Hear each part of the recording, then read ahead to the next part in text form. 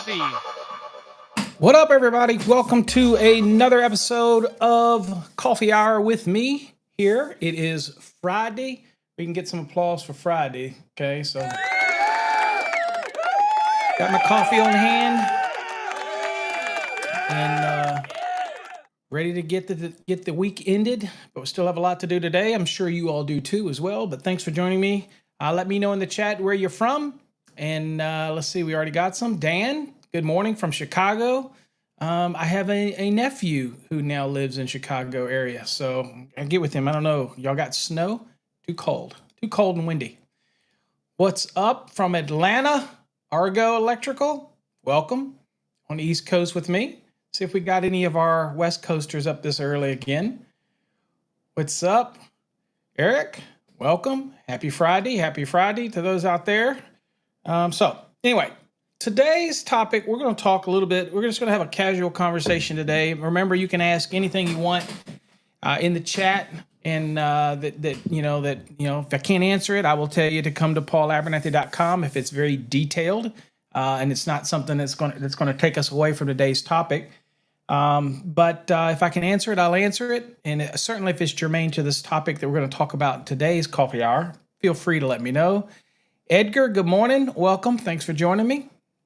So, all right. So let's kind of talk about what we're going to talk about. Now, yesterday's episode, we talked about Boxville, and I got some emails from people who were like, look, I really needed that on Boxville. And so I encourage folks to, there are some people out there that say that kind of stuff won't appear on an exam. I know differently because I help write exams. So we'll take every opportunity to ask you something, whether or not it's about the equipment grounds, what's the cubic inches of a box, anything that make you have to go through the steps is game for an exam. So if somebody tells you otherwise, they don't know what they're talking about. Okay, they just have never done it before. Good morning, Kyle. Thanks for joining me from South Dakota. I imagine it is chilly in South Dakota as well. So, okay. So today is another example. We're going to just be talking about general things that have to do with receptacles and the circuits for receptacles and putting 20 amp receptacles on 15 amp overcurrent devices or putting 15 amps on 20. We're going to talk about all that kind of stuff today and give code references because I always like to back our stuff up by code references. The one thing I will say that I've noticed lately is please do not believe everything that somebody just tells you on a social media platform. It's one of those things where people are spouting off certain things and they're not backing it up with code or any type of fact. They're just spouting it off. So I encourage you, as always, just be careful. It doesn't mean they're wrong. It just means that you have to be extremely careful. It certainly doesn't mean you believe everything I say as well. You need to verify and look it up yourself and feel comfortable with something yourself. But if I'm going to tell it to you, then it's something that I personally will believe. Okay, so there we go. Welcome from Arizona. And we've got Roy from Knoxville, Tennessee. Good morning, Roy. And we have Eric who's telling us he's from Orange County, California, all the way out in California. What time is it in California right now? What is it? It's 4 o'clock or something like that in California. Wow. You are definitely an early riser. But as we always say, everything gets started on the East Coast. And since we have a government shutdown looming, hey, what better day than to have some coffee and talk electrical code. All right, so let's go on and go look at a lesson. 5 a.m. Eric's 5 a.m. back on the West Coast. It's too early. Early for me. All right, so let's go on and get into talk a little bit about today's lesson or what we're going to talk about. Of course, y'all can ask questions, in the chat. Obviously, the chat is working. It looks like everybody's from YouTube. I don't have anybody over on the Fast Tracks Tube watching. It doesn't look like anybody, or they haven't commented. Okay, so if you get a chance, check out Fast Tracks Tube and tell me what you think when it comes to the lives that go over there. So if you're over there, let me know. Comment over there. On that one's a little different. You have to click the comment box and put your name in to comment, things like that type of thing. So a little different over on our platform. We do things a little different, obviously. All right, so we're going to be talking first. Let's just talk receptacles. And let's talk ampacity ratings of receptacles first. Let's kind of just have a conversation about that. As you see in the code here, and again, this is out of Unit 6 in our Fast Tracks program. It says receptacle branch circuits must have a rating of 20 amps for laundry circuits, bathrooms, garages, kitchens, except, now here's where a lot of people get confused in this one, except for refrigeration equipment supplied from an individual branch circuit 15 amperes or greater. So generally the code will say that you have the small appliance branch circuits and that you put the refrigerator, for example, on that small appliance branch circuit. That's generally what you do. People will say, but what if, is there allowance for me to run a separate individual branch circuit, okay, to, let's say, a refrigerator? Absolutely you can. And the code gives you a provision for that. And it can be 15 or higher, right? So that's a separate individual branch circuit. Now, the other good thing about it is if you run this individual branch circuit, okay, it doesn't mean that you have to have another small appliance branch circuit in your calculation. In other words, we know a minimum of 2 at 1500 VA. If I run that individual 15 amp for that refrigerator, I don't have to take a VA account for that. That can be absorbed in our 3 VA per square foot for that application, okay? Now, same thing runs for, again, obviously, you have branch circuits, 20 amps for dining rooms, pantries. Somebody asked me about that the other day, pantries. Can go by many names, but if it is for storing goods and it is off of the kitchen area or off of the dining area, it's for storing goods, then we would say that that is like a similar area, right? And the similar area is used quite a bit, and that's basically a catch-all, okay? If it's used in a similar area for similar purposes as what you see in the list, okay, then in those areas, then you're going to do what? Then it's going to be a 20 amp branch circuit, okay? Okay. Now, throughout the remainder of the one family dwelling, the 15 amp receptacle branch circuits are allowed all through the structure, okay? So I have people that do contact me a lot and they say, Paul, why the hell would I run a 15 amp circuit? I just run 20. That's totally up to you. That's a design thing. But there are certain places in the code where the 20 amp branch circuit is required, at least one, and you're probably going to have more than one. And in certain areas like kitchens, you're going to have at least a minimum of 2, that type of thing. So all kinds of different applications in the code, but just remember you have 210.11. And 210.11c is going to tell us that we have a minimum of 2 small appliance branch circuits. We're going to have at least 1 laundry circuit in a single family dwelling, okay? And then we're going to have a circuit for the bathrooms, and we're going to have for the bathroom receptacle, and we're going to have it for a garage if you have a garage, okay? All right. So lighting and receptacles here's another misconception that people seem to have. Lighting and receptacles can share the same branch circuit, right? It's a general statement. However, except for small appliance receptacles, garage receptacles, bathroom receptacles, okay? Unless it's just one bathroom and the circuit enters that bathroom and it never leaves that bathroom, then you have an allowance to pick up the lighting as well.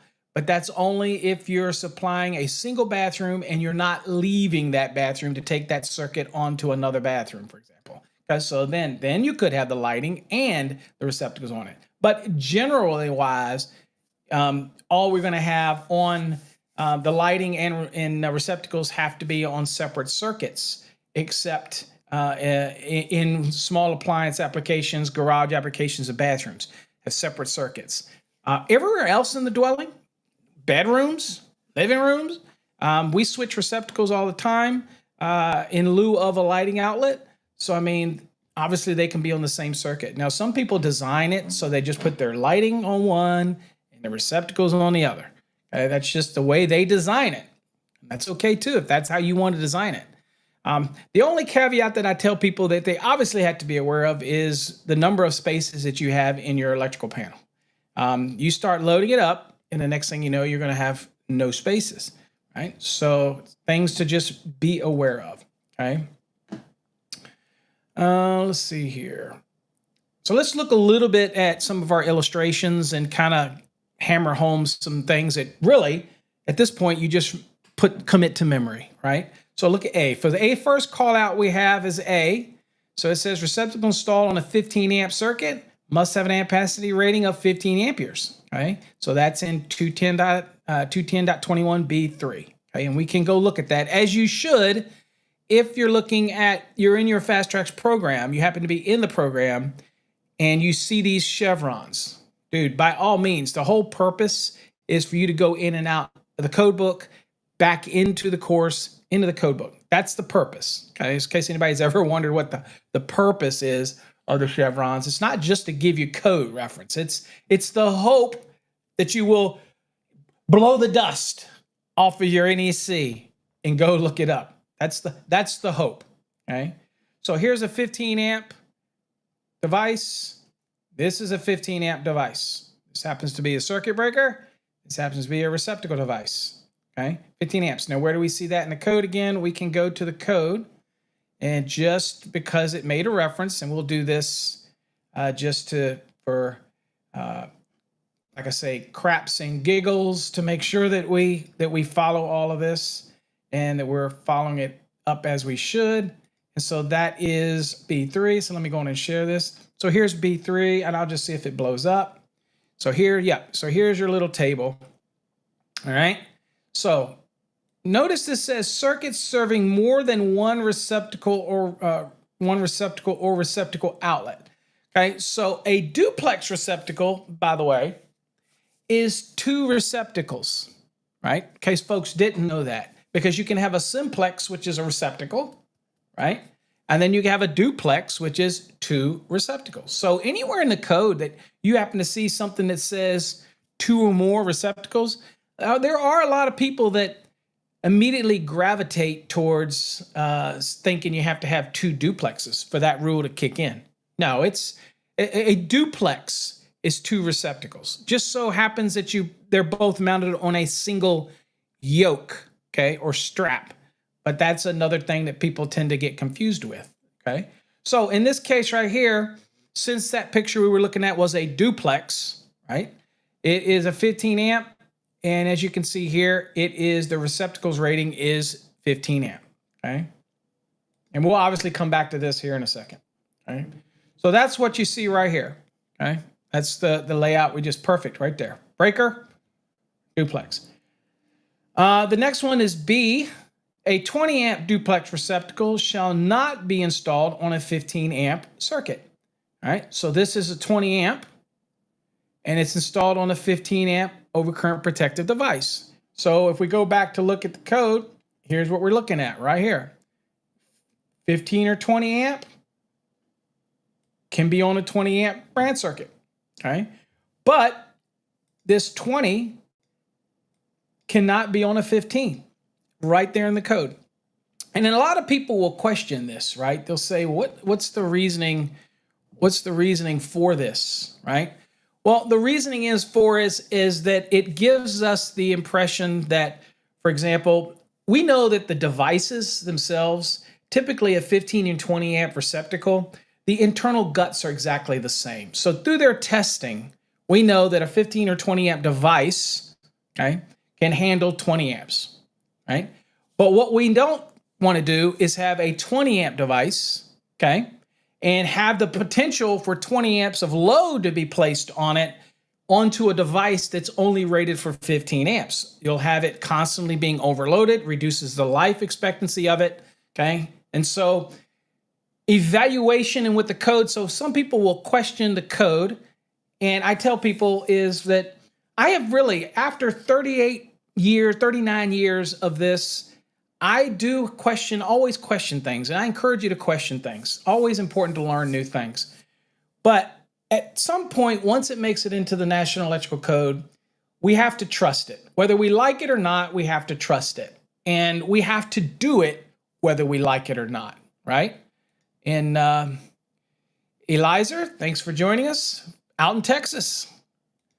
Thanks for joining me. So we just kind of trust the process. And I can promise you on Code Panel 2, manufacturers, even though sometimes manufacturers have, some of them can have dubious intentions. I'm just saying that general, some of them can have dubious intentions. Some of them, not all.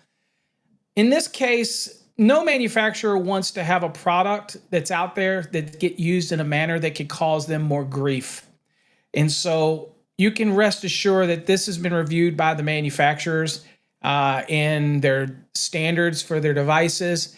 And this has been long standing in the code for a while. So they obviously know that we just, even though we know a 15 to 20 amp receptacle internally is the same, other than the faceplate with the little slash, other than the faceplate, internally it's the same. We can't say the same thing for the overcurrent protected device because we could conceivably put more than 15 amps on it because it is allowed to take appliances or equipment because of the plug configuration that is going to be more than 15 amps. So it puts undue stress and wear on the 15 amp device, and we have to rely on that 15 amp overcurrent device to do its job. So they're not going to allow that, okay? All right, C, right here. So here you see C, it's pointing to both of, oh, you don't see C. Oh, it helps if I share it with you, doesn't it? All right, so undo, so there you go. This right here, can't do it. All right, now C says receptacles installed on a 20 amp circuit shall have an ampacity rating either 15 or 20 amperes. And we just saw that in the table. So here, again, this rule in this table is for what? 2 or more receptacles. A duplex is 2 or more. Okay, hammer that home. Okay, forever lock that in your brain. So here, 15 amps, okay on a 20. 20 amps, okay on a 20. One, because 15 is never going to overload the 20 and the guts are fine, right? It's rated for 20. And so internally, not a problem from the manufacturer's perspective. And then the 20 obviously is okay on a 20. All right. There's a note here. Obviously in our program, we always want to pay attention to the notes, okay? They're there for a reason. So branch circuits for receptacles shall not be smaller than 14 gauge. Okay, that is in 210.19D. Generally, 15 ampere circuits require 14 AWG. Okay, American wire gauge. Used to be the wire sizing AWG. Used to be the old what we call Brown and Sharp method, which is a method of determining size based on area. And so years ago, it migrated to be called American wire gauge. Now, of course, y'all all know when it gets up to 4/0, okay, which is American wire gauge. Once you get over, it's actually 4/0, but we say 4/0, which literally means 0, okay? So 4/0, 4 zeros. Once we get to the 4/0, the next size up is 250 kc mil. And of course, we used to call it MCM, but now it's kc mil. Okay, so K being thousands and mil, kc is circular mil. So a 250 kc mil is 250,000 circular mils. Don't forget, Chapter 9, Table 8 gives you the circular mils of all the conductors. That type of thing. So that's important when we do our webinar on raceway fill. So hopefully you've signed up for my free webinar. All you got to do is go to our website, click on the events tab and sign up. It's free. It's not going to cost you anything. And we're going to go all into sizing, raceway fill and all that kind of stuff. LBs, everything. Okay. So 20 amps for 12 gauge. Okay. We're just talking copper unless stated otherwise. Larger conductors may be needed to compensate for voltage drop or ambient temperature, or whether more than 3 current carrying conductors exist in a raceway or cable. Okay, so before I even go one step further, I want to talk to you one quick second about voltage drop. Voltage drop is not a requirement in the National Electrical Code, except for fire pump applications and sensitive electronic equipment. Everywhere else in the NEC, it's a recommendation. Okay, in 210, 215, 225, 230, all these areas where you may encounter a note that talks about, or an informational note that talks about voltage drop. It is just a recommendation. Now, is it a good recommendation? Absolutely. We want circuits to run efficiently. We want to make sure that we're not going to overload stuff because of the voltage working outside of the scope of the range for the equipment. Look for us to submit something about voltage drop in the 2029 edition of the NEC. But we're not going to just submit it because everybody thinks, oh, this is just the wire and cable folks wanting to make you upsize the wire. No, y'all know me better than that because I speak about that kind of stuff. We're going to have to bring significant data that shows that, again, it doesn't affect motors because motors have overloads built into them or added to them. And so if that motor starts to overheat because it falls out of the voltage range, well, the overloads are going to trip. The bad side is if the damn thing keeps tripping the overload, then you got a problem. You have to what? Go to 430.32 and go and use the be able to go to the next percentage when it's not holding, right? That's a pain in the butt, and we don't want that. You don't want that. So voltage drop can be a culprit for that. So most people, whether you're required to do it or not, will work in some type of voltage drop factor. They just will, okay? So, and we encourage you to do that, not just because it makes you go to bigger wire, not because it makes you have to proportionally increase the equipment ground, because it's just the right thing to do, okay? But that's on you, okay? Remember, it's not a requirement unless you're doing fire pumps because we want that pump to burn up or sensitive electronic equipment, that's all. All right, so back to our lesson. So now we did the duplex. Let's talk about those single receptacles on an individual branch circuit. So you remember where it allowed me to run an individual branch circuit for the refrigerator instead of being on the small appliance branch circuit? I have that allowance for that. Okay, well, when we tell you to run an individual branch circuit, it's to be on a single receptacle. Okay, that's the intent. Okay, so this is what we're talking about right here. That's when we say individual branch circuit, that's what we mean. And only thing that can be plugged in it is the appliance that's intended, right? So let's kind of read it. So let's look at and learn a little bit about single receptacles. All right, D, here's a single receptacle. It's 15 amps, right? There we go. So it says a single receptacle installed on a branch circuit with no other devices, okay, or outlets shall have an ampacity rating of not less than the rating of the circuit. And that is given to us in 210.21b1. So we'll go look at it just so we all can be on the same page.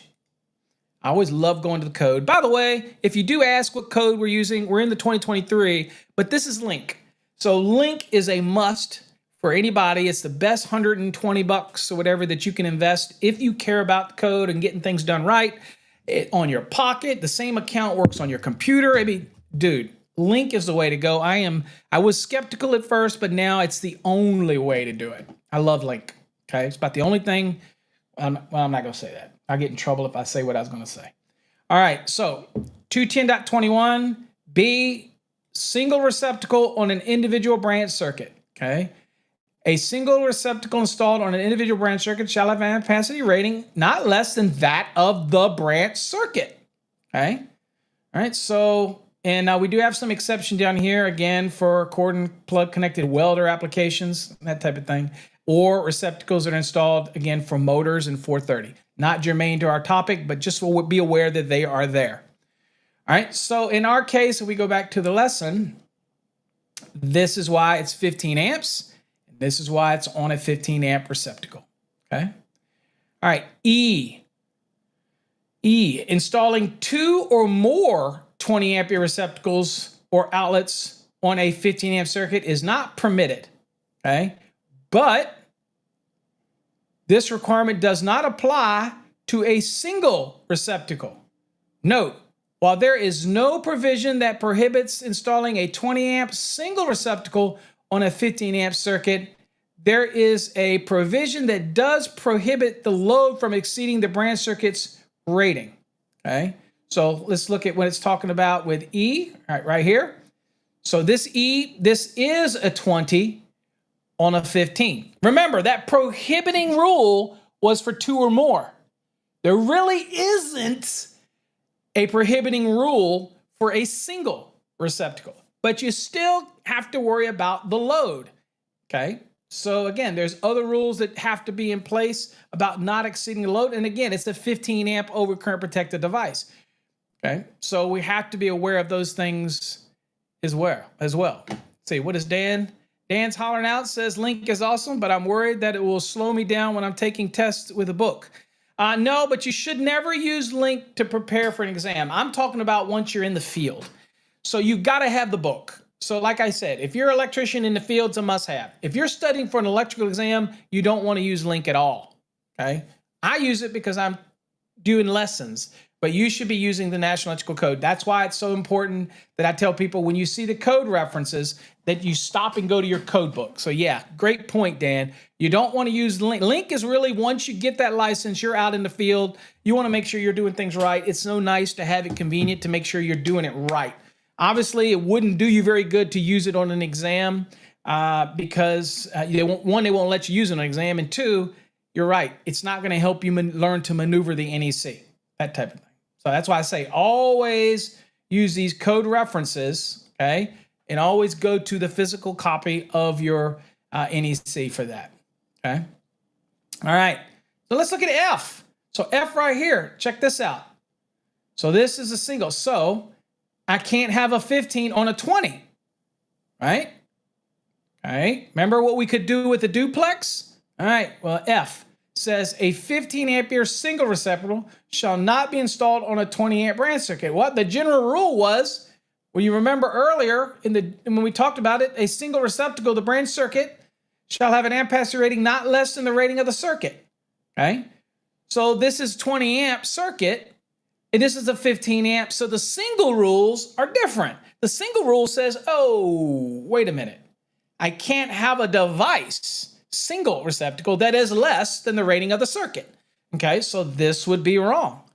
Whereas you just saw over here, right? Where are we at here? Where it was okay to do it. Okay? All right, so important to really distinguish between singles and duplexes. That's why it's so important. That's the reason for the lesson today, to kind of make sure we hammer these things home. I don't know how many singles you install, but it's important to hammer those little things home. All right, that was F, so let's go to G. So G right here, again, you notice that we're back to an example where it is a duplex, right? And so G says a duplex receptacle is not a single receptacle. Wow. I don't know if, you know what? I guarantee you if I put that on TikTok or Instagram or wherever, that everybody would swear that if I said a single receptacle, they would say that a duplex is a single receptacle. And I know that we point to things with customers and go, well, put a single receptacle there, right? A duplex is 2. Why is that important? Well, anywhere that says you have to have a receptacle, right? You could have a duplex there, and you typically will have actually 2 receptacles there. Okay, kind of funny. The minimum of 2 small appliance branch circuits for a kitchen. I remember doing a bunch for these college dorms. They had a very small counter. It was just over 12 inches. They had to have a receptacle for the counter and the sink.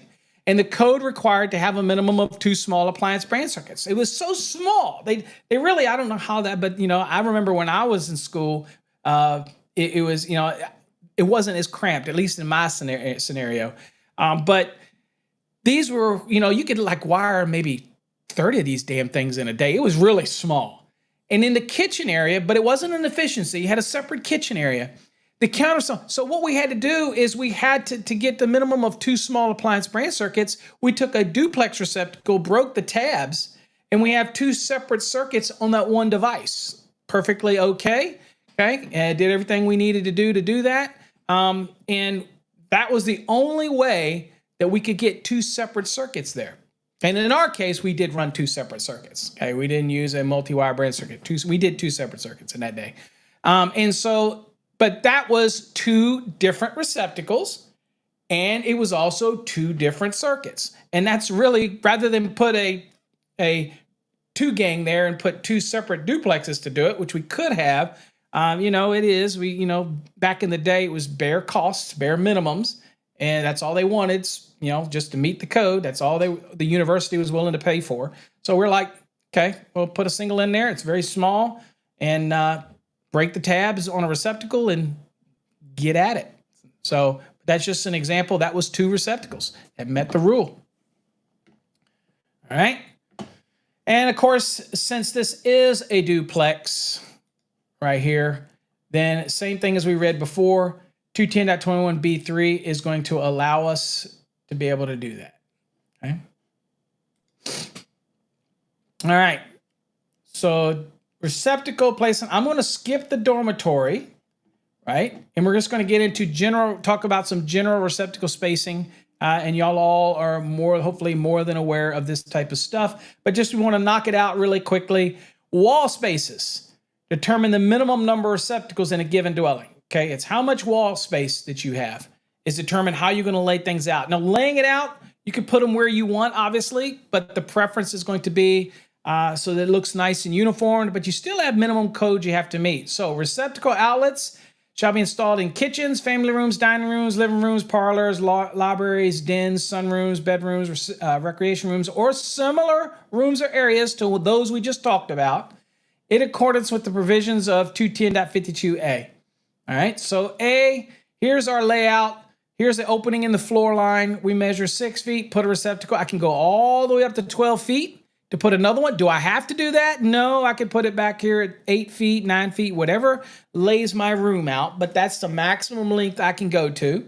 Obviously, this is a break in the floor line right here, so it stops the measurement. I can measure, I go up to 6 feet. Does it have to be 6 feet? No. Now, the other question people say, what if I have a door that swings right here? Okay. Can I put it behind the door? Absolutely, you can.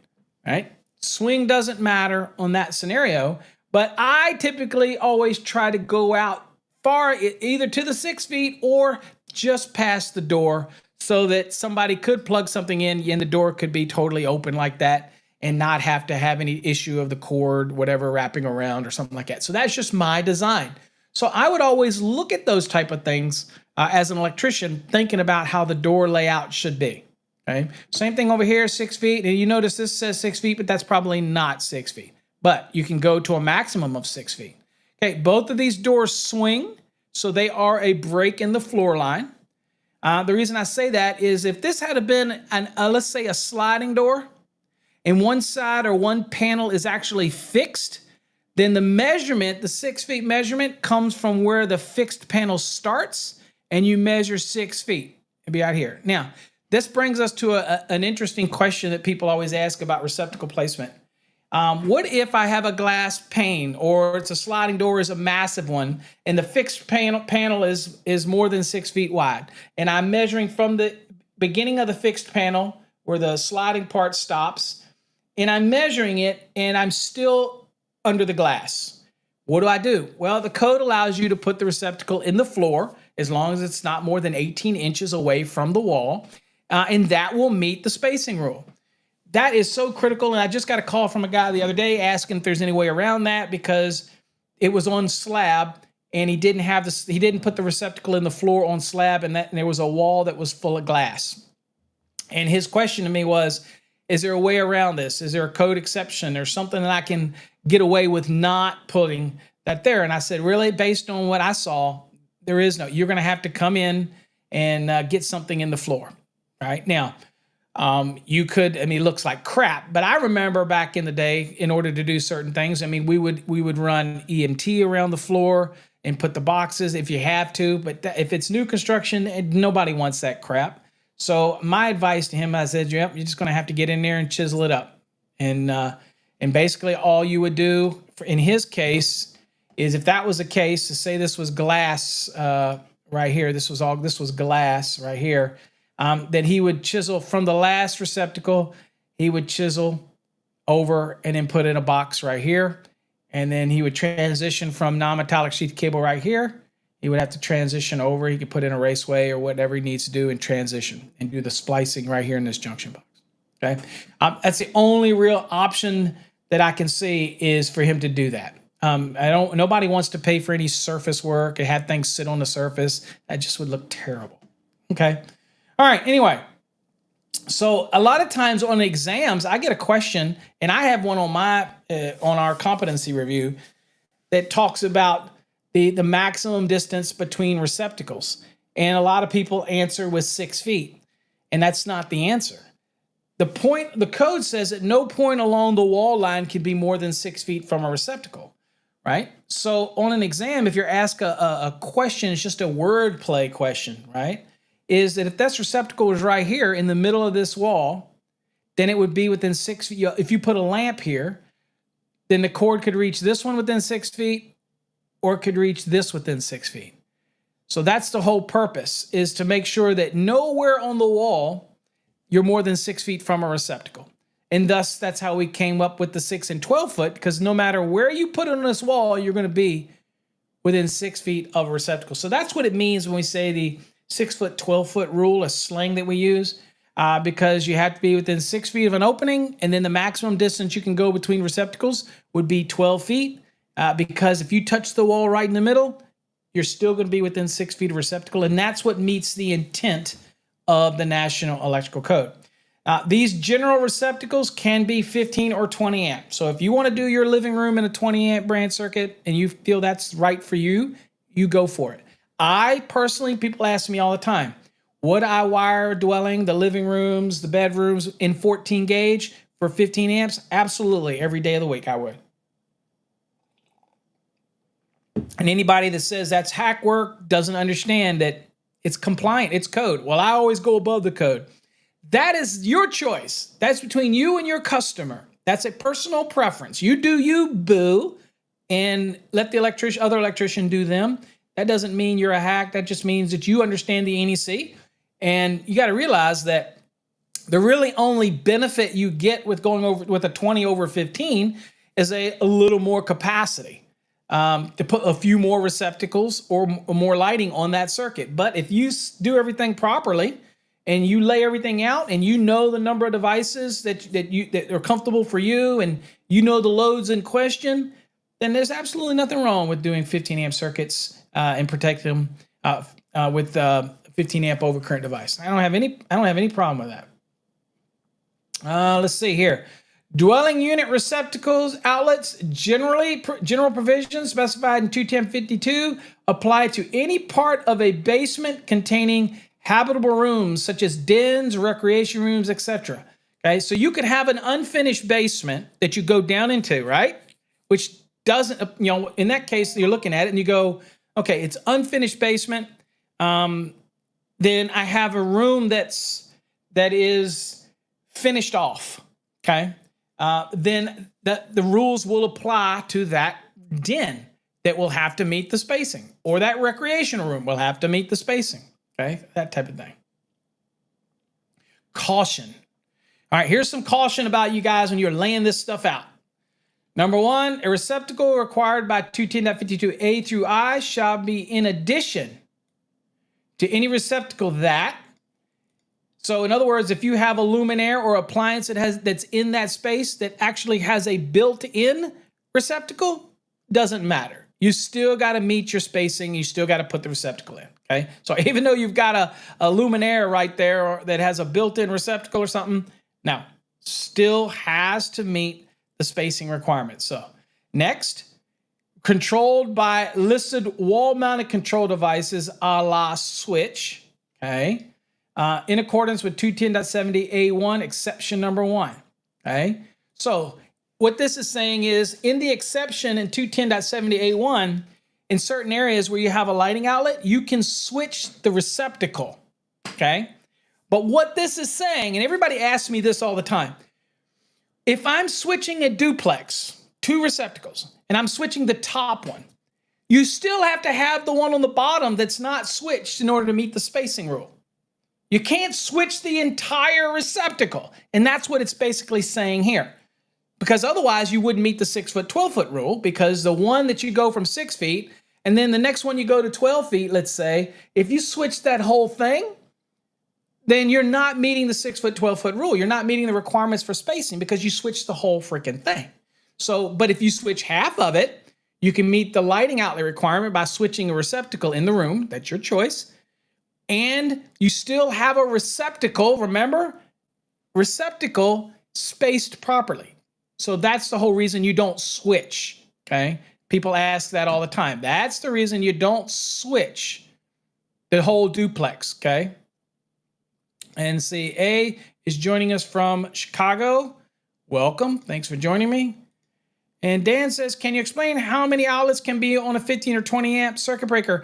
All right, sure. In a residence, a dwelling, since we're talking dwellings, there is no number, okay? The code doesn't tell us how many you can have on it. You don't use the 180 VA per strap like you do in commercial, okay? You have to use good judgment to make sure that you evenly distribute the circuits, so you're not going to want to put so many. Now, you have some that are required to have, like your minimum of 2 small appliances, laundry, things like that, bathroom, garage if you have one, right? Dedicated equipment that requires your dedicated circuits and all that stuff.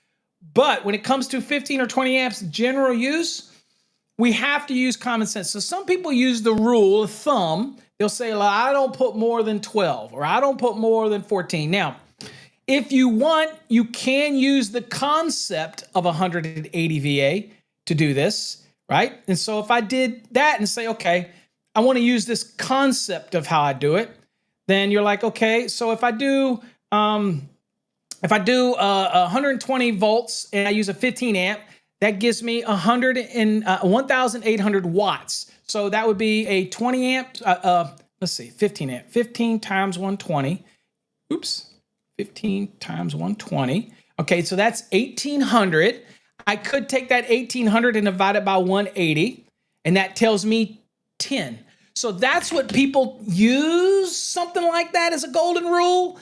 If I did that, I would say 10 plus I'm allowing a couple lighting outlets on it, because today everything is LEDs and so it's not that much consumption.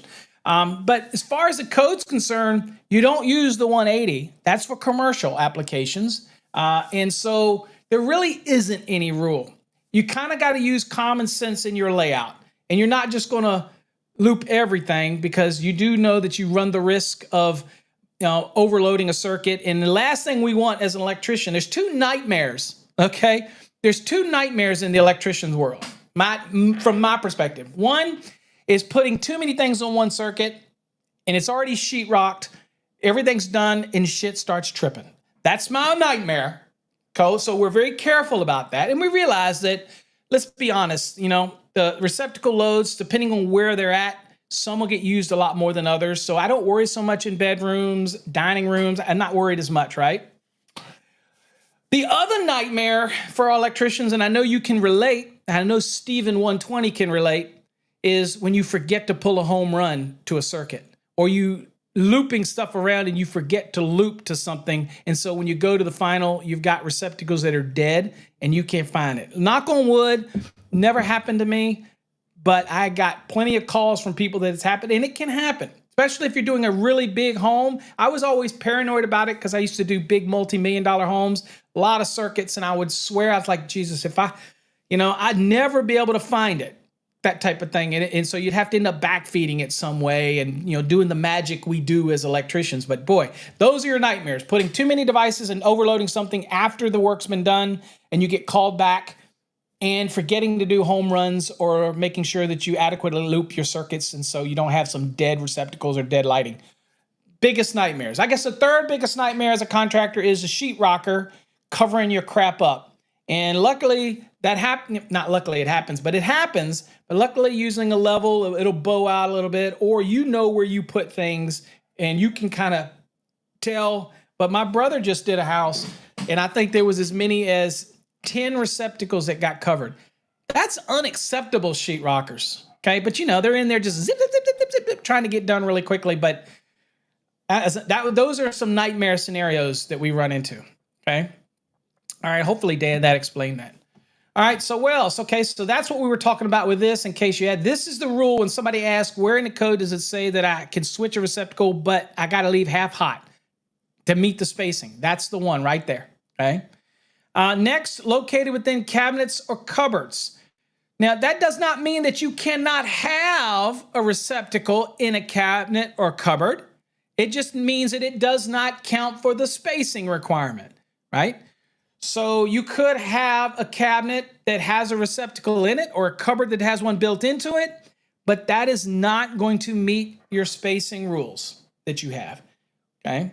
Whether it's for kitchen receptacles, whether it's for the island stuff, whether it's for spacing around the rooms. And can you have them in a cabinet? Yes. A good example of this would be, obviously the microwave cannot be on the small appliance brand circuit. But where do you typically put it? You put it in a cabinet, okay? That's just an example of something we put in a cabinet. And the microwave goes underneath it and the cord comes up through, goes into the, okay? Obviously, that one is too high to meet any spacing anyway. Plus, it can't be on the small appliance brand circuit anyway. That's that individual brand circuit that we're running to it. But at the end of the day, can I have a receptacle in a cabinet or a cupboard? Yeah. It just won't meet the spacing requirement. So it's in addition, that type of thing. So that's why it says right here, in addition, okay? And then lastly, located more than 5.5 feet above the floor. So this comes into play. Maybe I'm doing a bedroom and I'm putting receptacles around it, and the client wants a receptacle up high for a flat screen TV. Can that receptacle meet the spacing requirement? Yes, as long as it's not more than what? Not higher than 5.5 feet. Okay, depends on where they want it. They want to put a receptacle up high. Can you put one up there? Absolutely. And a lot of us make pretty damn good money going back and adding additional receptacles. Just bring one up higher, right? You can have additional ones. It's just as far as the spacing rule, you cannot have a receptacle higher than 5.5 feet and have it count towards your spacing requirements. That's all that means. All right. What about wall space? We hear this one all the time. Well, wall space. If I have a space between the door and let's say a closet, and I have this wall space, right? Then it says a receptacle is required for any wall space 2 feet or more in width, including measuring around corners. So again, it can go around the corner. Doesn't matter. Doesn't have to be a flat, straight wall. It does follow the lay of the corner.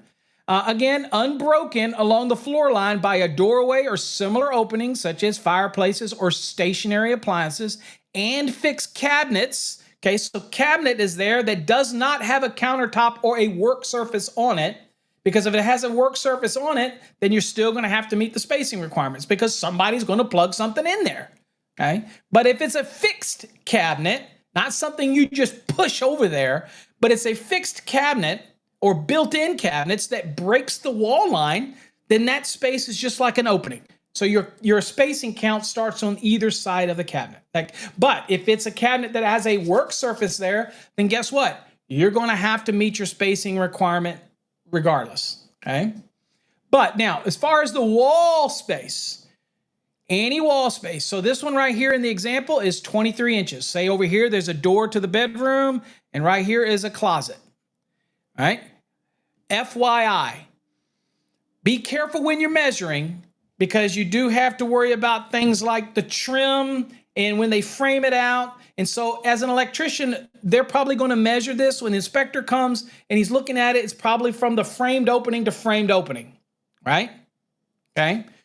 Be careful because if I had a door that was an opening, a wood that was framed in, it was 23.5 inches. I'm putting a receptacle in there.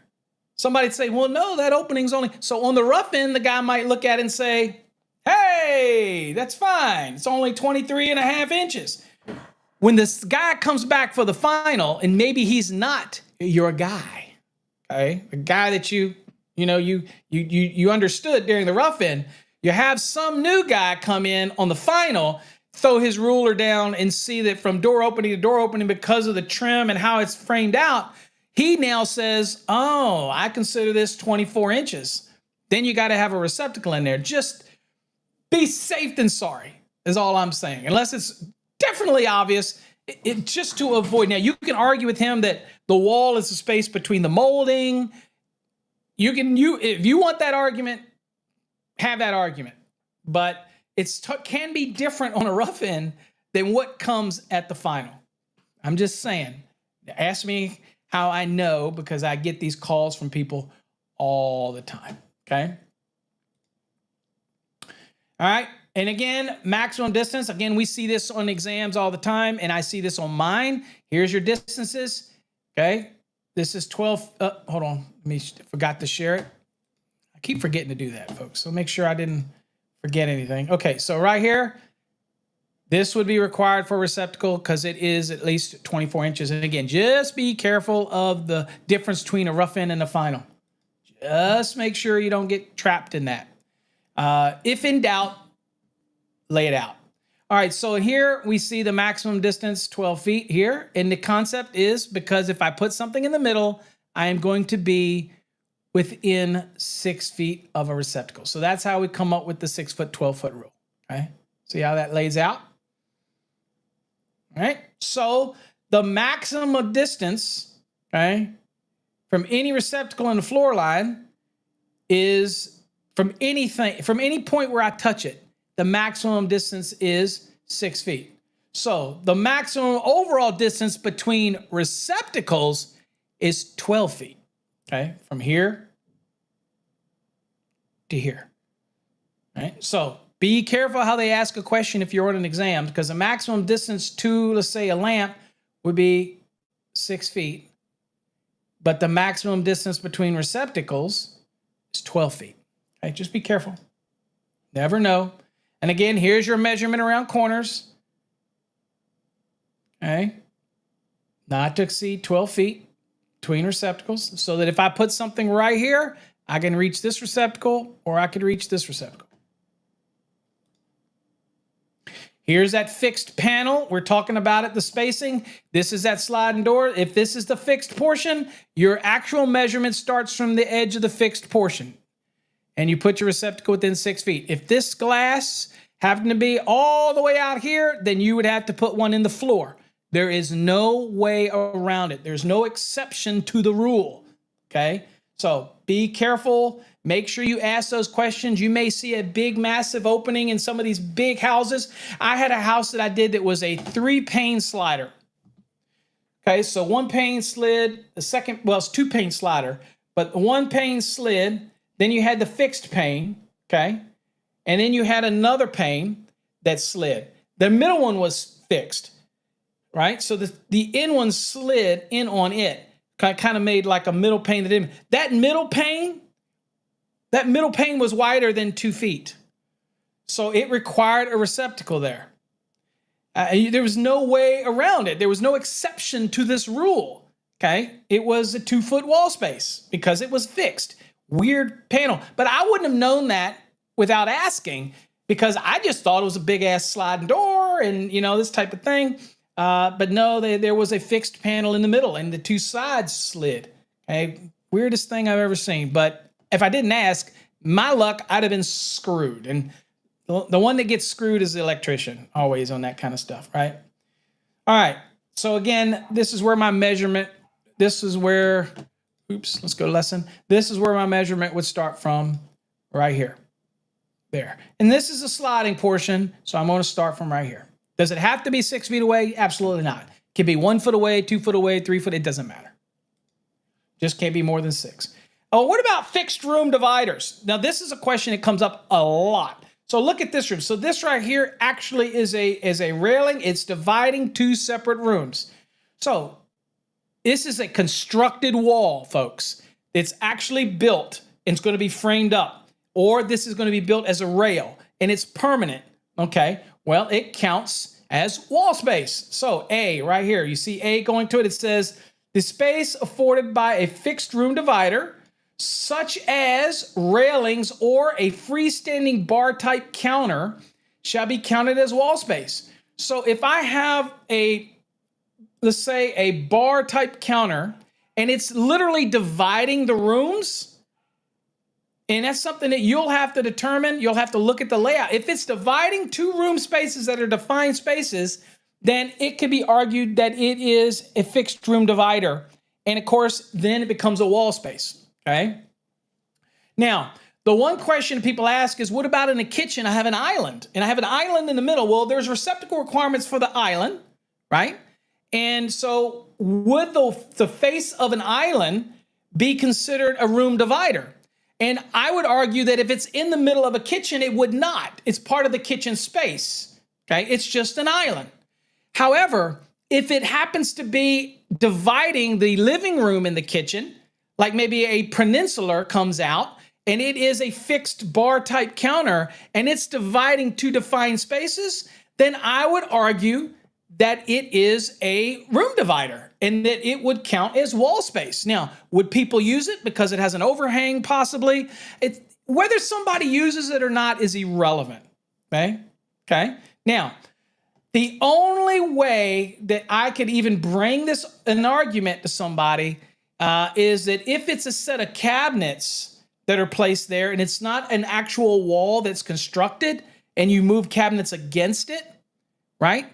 So, for example, I could have a kitchen and I have in a living room, and I have it comes out and they build a wall out. Okay, so it's not a peninsula, but they build the wall out, and it's a wall. They frame the wall up, and on the other side of it is the living area. I had this at my house in Texas, and then the kitchen's on the other side. Is that space a wall space on the other side? Absolutely, it is.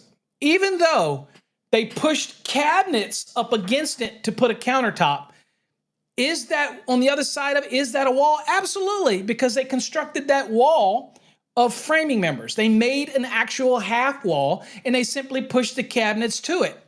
Well, for me, that's a wall space. Why do I bring this up? Well, because in a kitchen, my personal belief is that if you have an island that's basically just cabinets that they put a countertop on it, then you don't have any wall space. You have an island and you follow the rules in the code, which suck, by the way, in the 2023, because you don't have to put a receptacle there. You still got to get the provisions for it, but you don't have to put totally stupid rule. Okay. Now, again, I feel for the people that say they got hurt over the years, but don't get me started on that. I don't want to go down that rabbit hole, but I think it's stupid. But if I actually build a wall in my kitchen and I push cabinet and we have cabinets against it, that constructed wall, which is what it was in the house we were building in Texas, they were going to put in the kitchen, it was a wall, and they were going to put the cabinets against it, then that is a wall. And so it is required to meet the wall spacing requirements because it was wider than 2 feet. So to me, the nuances of whether or not it's just some cabinets with a countertop on it, or it's an actually constructed wall that they push cabinets against, can make all the difference on whether or not I require receptacles on that wall versus only requiring receptacles on a cabinet. You get what I'm saying? Okay. Do you have a map? I'm lost in your beauty. I have no idea what you're talking about. Do you have a map?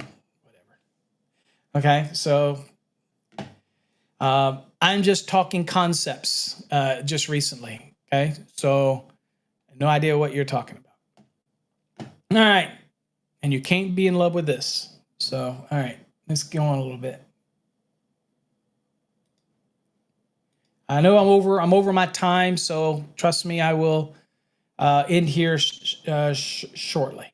All right, so this is what we were talking about, receptacles, where miscellaneous requirements. So luminaires or appliances with built-in receptacles are permitted. But again, remember what we saw earlier in 210.52a? They can have them built in, right? And they can be there. They just do not meet the requirements for spacing and counting in 210.52. So here, can this receptacle be in a Paul, hold on. Okay, so can this receptacle be in a cabinet? Absolutely it can. Does that meet the spacing requirements? Absolutely not. Okay. Mia, if you're here to just mess around and cause trouble, I will block you, so tread lightly. But welcome. All right, so this receptacle here down left is probably going to be for the spacing rules. Okay. And this receptacle up here, which may be for a microwave, maybe for a clock or whatever, that can be there.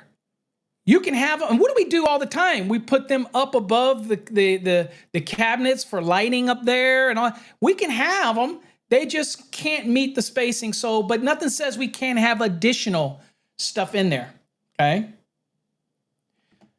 Now, interesting note, height requirements for wall receptacles are not defined, right? So other than the rules that we know, and we'll end on this because I am running out of time, other than we know that for when it comes to receptacles, I'm about finished, Isaac, hang in there with me for a second, I'm almost done, that we have no height requirement. Now, there might be ADA requirements in commercial work or multifamily buildings that qualify as commercial residential thing, but in a dwelling, typically we don't meet ADA, so there's nothing that says, obviously not, because we can put them in the floor. Can I put them up high? Absolutely. So there's no height requirement, except for when they have to count for spacing. And that's when we can't be higher than 5.5 feet, right? So, but can I have them up high? Absolutely. Can I have them down low? Absolutely. Can I have them in a cabinet? Absolutely. But just remember, you have to meet the ones that are required first. All these additional ones are acceptable, okay? But you have to have the ones that are required first to meet your spacing requirement. Coffee hour is every day, Monday through Friday at 8 a.m. Eastern time. Unless I have something that's going on, then it'll be a replay going. But typically, it's going to be at 8 a.m. Monday through Friday. Bring your questions. If you got topics you want me to cover, do me a favor. Make sure you send them to me at paulabernathy.com. Just let me know. Say, hey, Paul, I'd love you to do a morning show on this topic or that topic. I encourage you guys to make this morning drive what you want it to be so that you can get started in the morning with your coffee and get to a great day. All right?